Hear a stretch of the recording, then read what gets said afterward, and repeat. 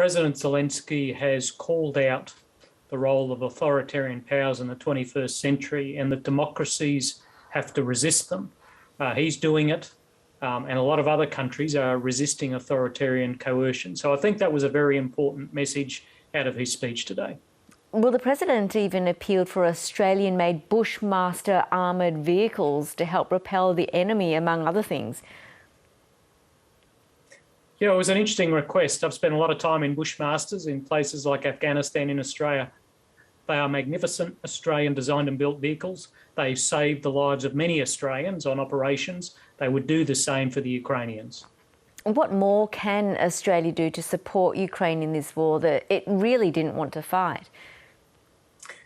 Well, Australia's committed another $25 million in support today, drones, rations and a few other items. That takes to a total of over $110 million in support. Every little bit counts. Australia is adding to a massive chest of war goods, materials, as well as humanitarian aid, which is helping the Ukrainian military as well as the Ukrainian government. Every little bit that we provide helps. Mick, the head of Britain's spy agency MI5 says Vladimir Putin has massively misjudged the difficulty of invading Ukraine. What evidence is there of this? I think the biggest evidence is the Russians aren't winning. The Ukrainians have outthought them and they've outfought them. They've fought them to a standstill in the north, in the east and in the south. Putin and his generals are having to rethink what their theory of victory is so they can sell something out of this debacle to their people as a victory. There are reports of Russian soldiers sabotaging their own military equipment, their morale is deteriorating, and also videos circulating of them being shot and suffering abuse by Ukrainian forces. How accurate are these reports we're hearing? Well, bad morale is not unusual in military organisations, but it's very common in losing military organisations, and that's what the Russians are at the moment. They are losing against the Ukrainians, and their soldiers were lied to by their officers. So when you go into a place with little purpose, you are losing against the Ukrainians and you are being poorly led. That is like acid in a military unit. It corrodes it from within, and we're seeing incidents that substantiate that.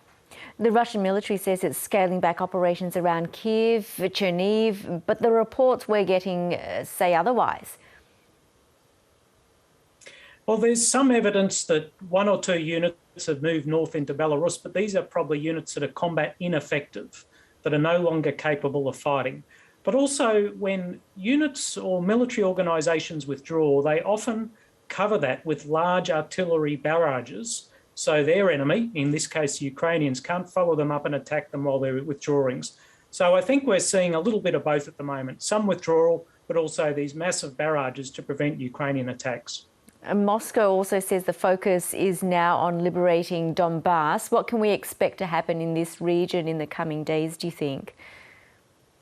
Well, this was a real focal point of the brief given by the General Staff in Moscow last week. It was one of Putin's original reasons for going into Ukraine. I think we can expect to see a level of reinforcement of Russian forces in the east, potentially more air power and more missile strikes as they seek to advance potentially all the way to the Dnieper to give them a better bargaining position when they go into peace negotiations.